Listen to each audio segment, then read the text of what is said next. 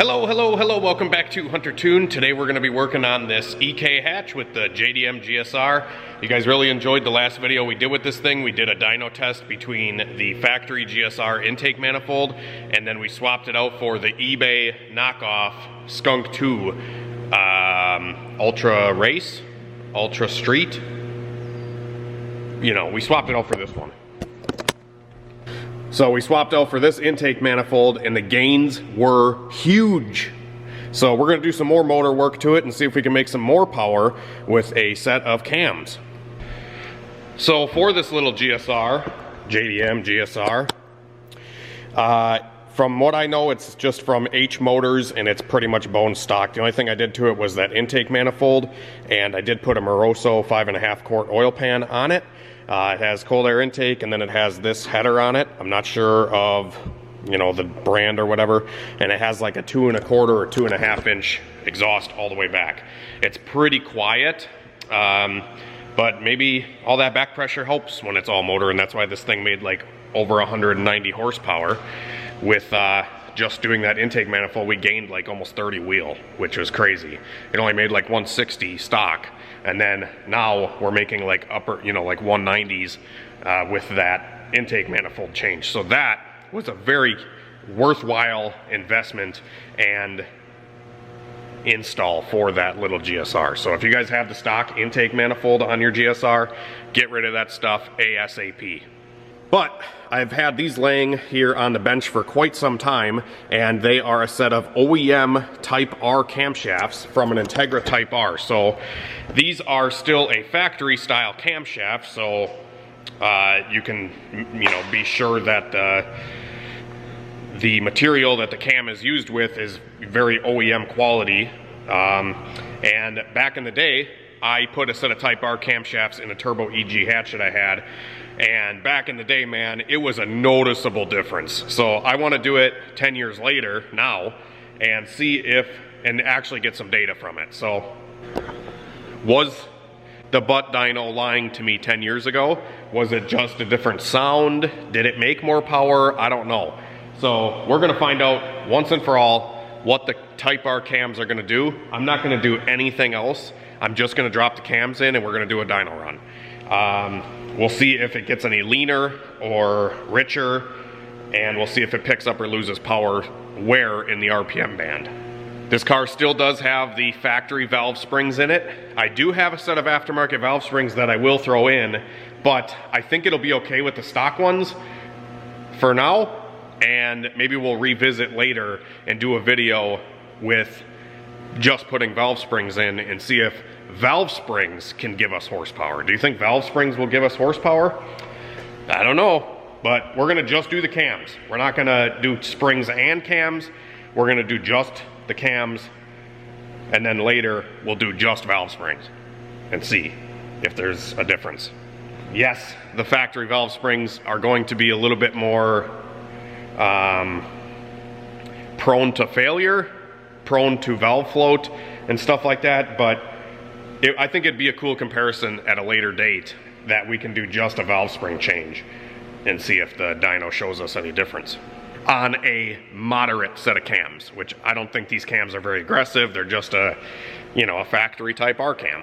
A lot of people take the intake springs and they'll put the intake springs on the exhaust, but I would rather just upgrade to a set of aftermarket valve springs like the ones that I picked up from Skunk 2. So anyways, every time I open the camera, all I do is talk, and I'm sorry about that, but I'm gonna get this thing strapped down on the dyno. We're gonna do a dyno rip as is, and we're gonna make sure that the car makes whatever power it's making today. We're gonna probably do 2 or 3 runs, and then I'm going to get out of the car, pull the valve cover off, swap the cams, and then get back in the car and dyno it again. I don't even think I have my laptop here, so there's no tuning involved on this unless it really needs it. If it gets really lean, I guess we'll have to do the tuning, and we'll see. If it does get really lean, that's going to be a good sign though, because that means it's really increasing airflow. So anyways, blah blah blah, see you in a minute. All right guys, so the car is all strapped down onto the dyno, and this is the before and after intake manifold results. So you can see, if you guys missed that last video, we did lose a little bit of power below, like, you know, 5,800 or so, 6,000-ish.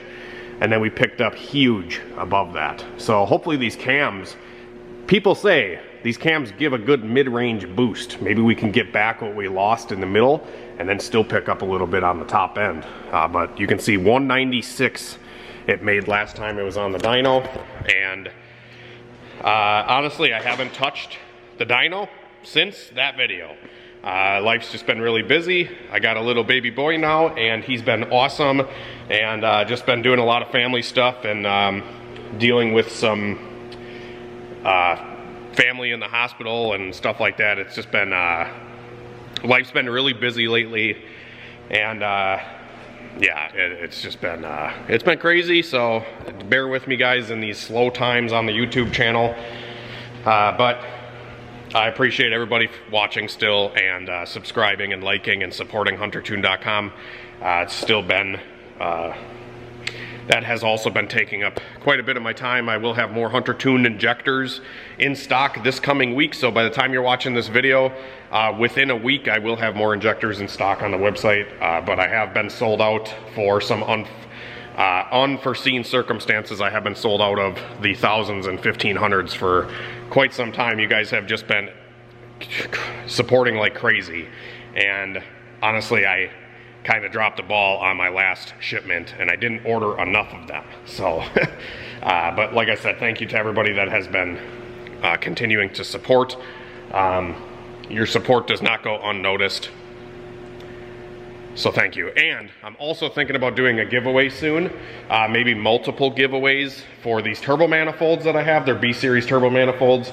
I might do some videos installing them on a car, I don't know yet, but I might do some giveaways on these things and maybe start my first giveaway. I've never done a giveaway on the channel, but I think for all the support that you guys have given me, I think doing a giveaway would be really cool, and I would love to give back to you guys as well. So let me know what you guys think down in the comments. But let's do a dyno pull with this thing and see where it's at today compared to the last video. Literally, it's probably the last time this thing even ran. I gotta jump it with a battery charger.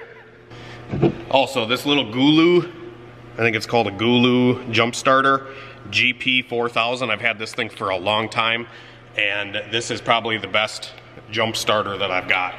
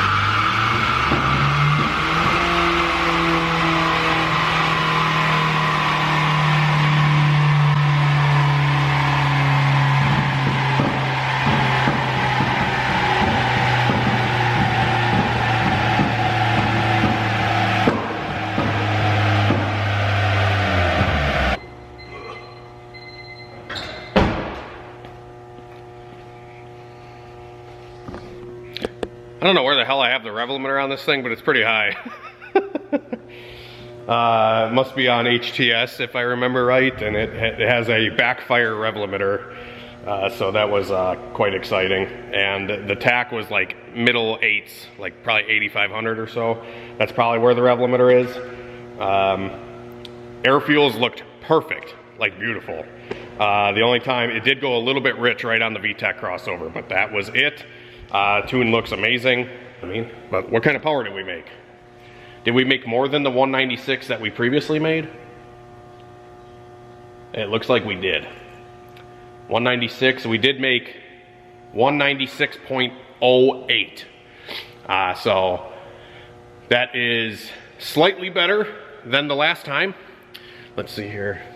So I guess it maybe made like 0.07 less horsepower. It made 196.08 today.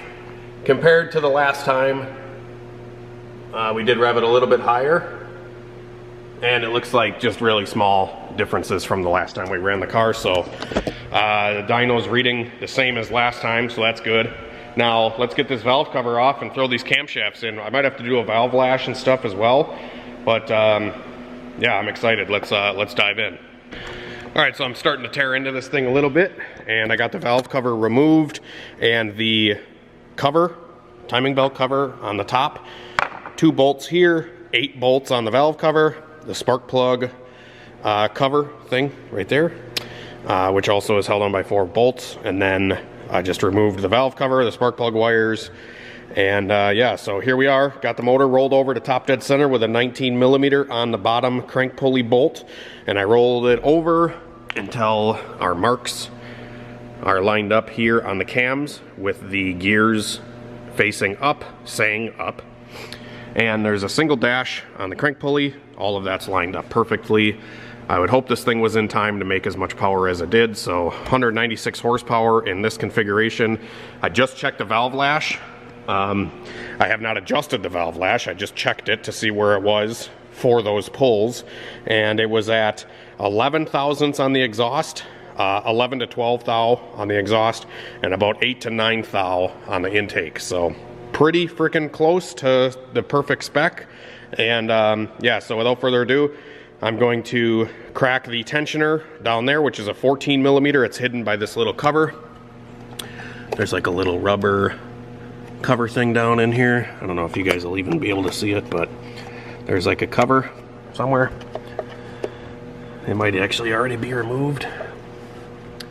No, it is not. But anyways, there's a rubber plug that holds, there's a rubber plug that covers the 14mm bolt on the lower cover.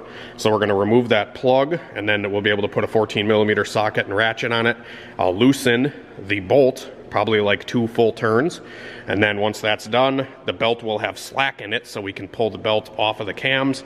And then we'll have to remove the 12mm bolts on the rails here. And then there's 10mm bolts, 4 on each side. And then we'll be able to pull the rails up as an assembly, pop all the cam caps off, and then pull the cams out. So I'm gonna get to that.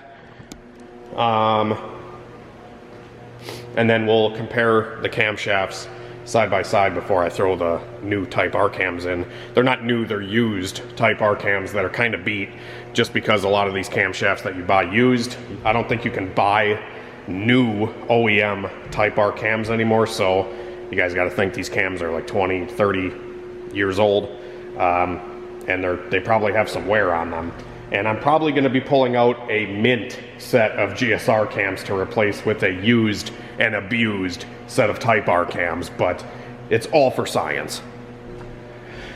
All right, guys, so I got all the bolts on the rails loose. I got the belt removed, and I got the top distributor bolt removed, but I'm leaving the lower 2 bolts on the distributor. We're not even going to move the distributor or anything here to keep the testing as scientific as absolutely possible.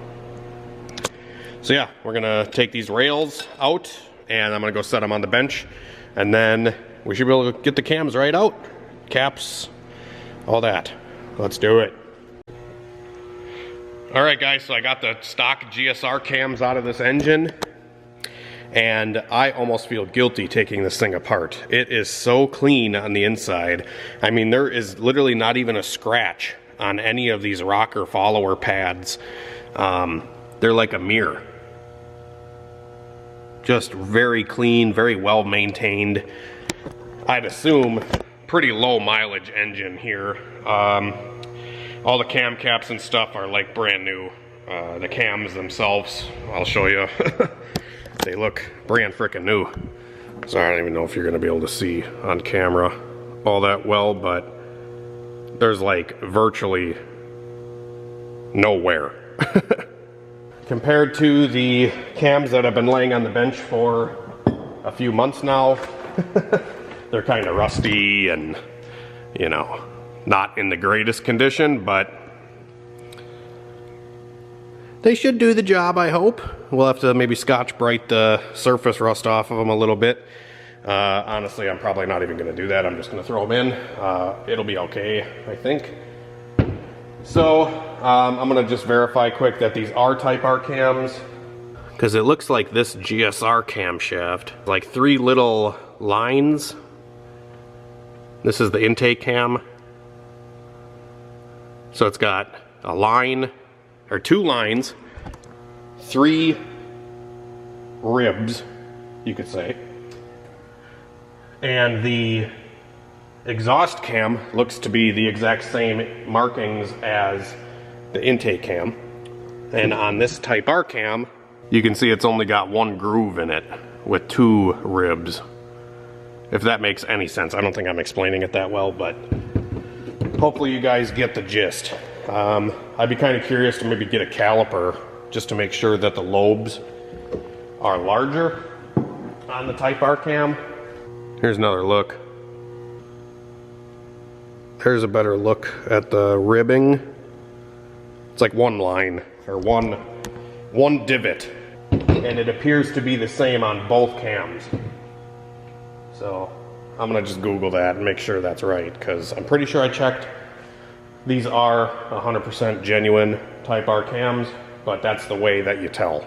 All right, so I just got the GSR cams removed, and I just unbolted the gears, and I bolted the gears onto the Type R cams, took the old seal and the old keyway, put them on these cams, and here we are. So we're ready to throw these guys back in. I'm gonna lube them up, clean them up a little bit, and throw them back in the car. But here, I don't know if you guys can get a better visual of what these cam indentations are looking like. I'm gonna do this, and then you guys can let me know down in the comments if these indentations are correct, if they are Type R, or if they're just tight car.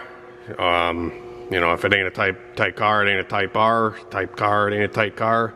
I don't know. But here is the intake cam.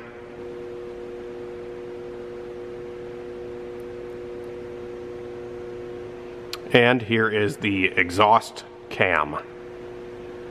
Are these markings correct for Type R? I hope so. I did a quick and dirty measurement on them with a caliper, and it seems like the Type R cams that I have, supposable Type R cams that I have, are slightly bigger lift. So like the lobe is ever so slightly bigger. I'm hoping the duration is also bigger, but I can't really measure that with a caliper. But I see that they are larger, so I'm gonna throw them in. Barely larger, but we'll see. A lot of people say that I need aftermarket cam gears and stuff too, but we're just using the stock stuff, it's fine. I mean, we can probably optimize it with a set of cam gears. Maybe we'll do that at a later date with the valve spring upgrade, if this motor doesn't explode putting these cams in it right now without doing that. So anyways, I'm gonna get them slapped back in, get the timing belt back on, and we're gonna do another dyno pull. Stay tuned. Yeah, we'll see what happens. All right guys, so I got the cams installed. The belt is on, the belt tension is set, the cam timing. The cam timing is dialed, and I just checked the valve lash, and believe it or not, to my surprise, my valve lash previously was like 11 to 12 thousandths on the exhaust and like 9 to 10 thousandths on the intake. And now it's 7 on the intake and 9 on the exhaust, and I didn't even freaking touch it. So just putting the cams in fixed my valve lash. So that's pretty awesome. So I'm just gonna throw the valve cover back on. We'll jump start this thing up and just get right into a dyno rip. Why not? If it's, hopefully I put it together right. All right guys, first start up with the Type R cams.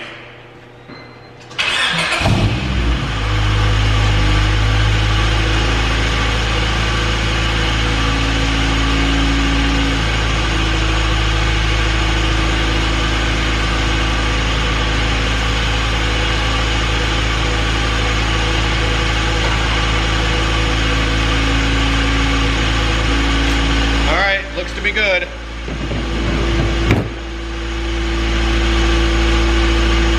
No weird noises. Seems like it's running smooth. Let's floor it.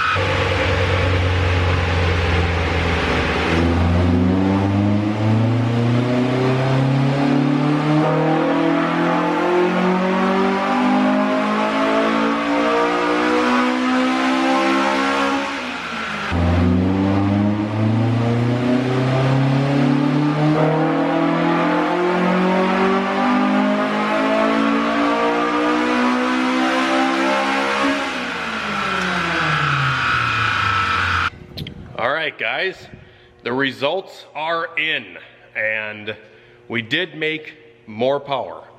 I was kind of hoping to make a little bit more, but nonetheless, we did make more power and we made over 200 horsepower.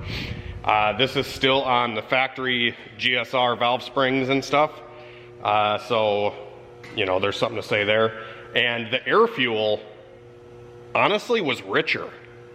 I didn't touch the tune, and it was still a little rich on the crossover, like 12.0, and it was like probably a half a point richer, the whole pull. That would make sense if these cams have a larger duration, because the duration is going to hang the valve open longer and allow more fuel to enter the cylinder. So maybe that's why it didn't really lean out, but like I said, it picked up power. I'm going to show you guys here the results. So our best run prior was 190, let's see here, 196. 196.1, and we are now making 204.4, or 204.39. So 204.4 to 196 is approximately 7 horsepower we gained, and we gained it pretty much all in VTEC. We did not lose any bottom end, but we also did not gain any top, wait, hang on, I'm just lost. I'm trying to, hang on, 1 minute here. You can see before was 196, now we're at 204. And you can see the difference in the power curve here. Virtually the same below 5,800. And you can see there's still a little bit of a dip there. I could probably, I don't know if I have to raise VTEC or if that spot's just a little rich in the tune. Like I said, right at the crossover is a little rich. So that might be that little bit of a plateau right there. But like I said, I wanted to do this test with like no tuning. And up top, the tune is like perfect. I think I see we have valve float already. So it made 204, but you can see above 8,000 RPM that the power fell off. And that happened on both runs. Yeah, it literally fell off power both runs up top. So I bet you this thing would make like maybe closer to 210 horsepower if we had valve springs in it, we can rev it to like 9,000 RPM. But that is the difference with the Type R cams. It's about 7 horsepower, doing no changes, no tuning, no whatever. As long as the tune was good with your factory GSR, you should pick up, you know, 5 to 10 horsepower. I'm right in the middle on this one at 7, and it was repeatable 7 horsepower difference. So that's pretty cool for a factory camshaft if you want to pick up a little bit more power. Like I said, it picked up mainly above 6,000 RPM is where it shines. And with a set of valve springs, I'm assuming that it will rev to 9,000 making power, but currently I think it's valve floating above like 8,200 or 8,000 because the power is climbing, and then it just like honestly falls right off. It loses like 10 horsepower above 8,000 RPM, and that's just a thing of valve stability, I think, valve float, whatever. So that's cool to see that the factory valve springs are probably fine if you don't rev it past 8 grand. But yeah, that's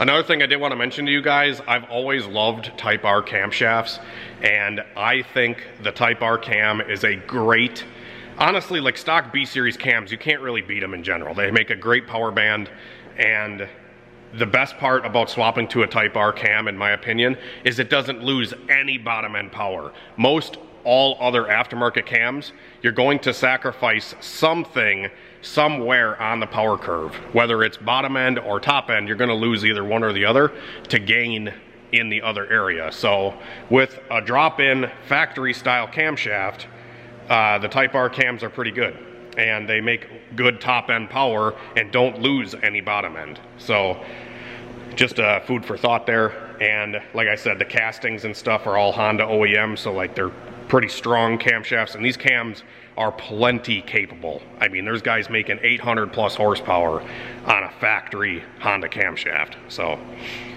take it for what it is. Like I said, that's just my personal preference, especially on the B series engine. I'll stick to Honda OEM cams all day. That's gonna be it, guys. I think that was a cool little test that we did. There's kind of a lot of screwing around for 7 horsepower, but that's what happens on an all-motor car. Turbo cars are a lot easier to make 7 more horsepower with. All you got to do is, you know, unplug a line, or, you know, make some VTEC. You know, you just click a button usually, and you make like 100 more horsepower. Where this, I tore apart the top end of the motor to make an extra 7. So, yeah, no. All motor is a little bit tricky, but it is fun and it's challenging. And now I can say I have an over 200 horsepower JDM B18. And that intake manifold was way more of a difference than the cams. But I figured put the cams in. And like I said, guys, I actually have a set of valve springs here from Skunk 2. I might pull this motor back apart, pull the top end back apart, and put those valve springs in and do another video to see like if valve springs are gonna give me power. I think that would be a cool comparison. And I also have some cheap eBay head studs. I don't know where I put them, but I got them somewhere here. I have the cheap knockoff eBay head studs, and I have Skunk 2 valve springs and retainers for a GSR right here. So maybe we'll put these in. I just don't know how much of a pain in the rear end it's going to be to put them in while the head is still on, because I don't really want to tamper with pulling the head off, just because this head gasket's good and, like, you know, don't fuck up with ain't broke kind of thing. But like I said, maybe we can get above 205 or so, maybe closer to 210 with a set of valve springs. I also have an ATI B series fluid dampener that we could put on it to rev it a little bit higher safely as well. Could pair the valve springs with a damper on the crank, and that would get rid of some vibrations at really high RPM if we plan on spinning it that high. We could also put maybe a different header and exhaust on it, but I truly think this header and stuff is working pretty good. Like, for it to make over 200 horsepower, I feel like this header's got to work pretty decent, you know. But that's going to be it, guys. Thanks for watching the video. I hope you guys enjoyed it. Let me know what you want to see next with this little JDM GSR EK hatch that I have. I don't know what I'm gonna do with this car, if I'm going to turbo it, which I feel like it would be cool to do the valve springs, the head studs, and then do like a cheap budget turbo kit. So maybe we'll do that, and we'll try to go run like 10s in the quarter, like what Boosted John did. That would be cool. I've ran 10s with a GSR before, but I think it'd be cool to do it with a stock bottom end, which I think should be pretty easy, as long as we have good fuel and supporting mods. But anyways, thanks for watching again, guys. Sorry to babble, but I really hope you guys enjoyed this video. Leave a like and subscribe if you did. Have a great night and a better tomorrow. God bless, and we'll see you later.